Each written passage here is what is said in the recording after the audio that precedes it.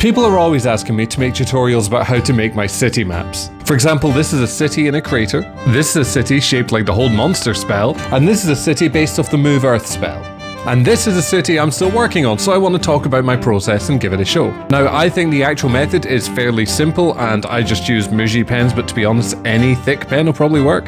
0.5mm for writing, 0.7mm for the inking, I guess the black bit. First thing you've got to think about is your geography and your landscape. Where are the rivers, where are the cliffs, where are the bridges, stuff like that. Obviously in real life the bridges follow from the city, but for fancy, look, we're making a facade of realism, not realistic cities. So for example, in this city we have kind of tiered terraces of cliffs. I don't actually know why that is, but I don't know, the idea came to me in a dream.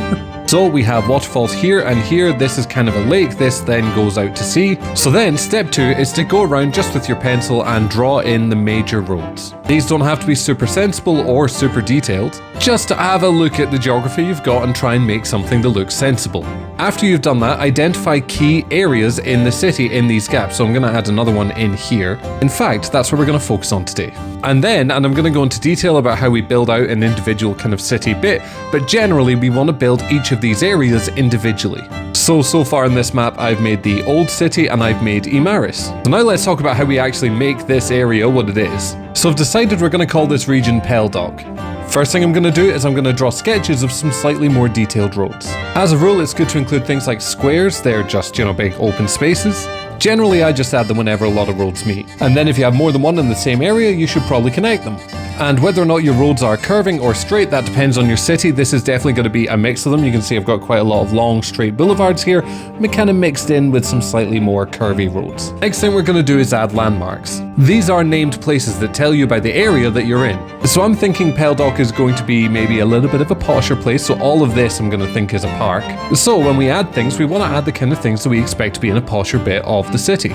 Right, so spend a bit of time, I've just added in a couple of landmarks that I think befit this kind of area. And then they tell you the character of the area as well as telling you about some of the other places. It's kind of like building a jigsaw. For example, this park being along this way tells me this bit is probably going to be not, just a bit more normal, maybe the nicer houses along here. Whereas the fact it's all very open with this area tells me this one will be a bit more middle class. Then after that we just fill in the rest of the space with buildings. And there we have it, another piece of this jigsaw of a city has been filled in.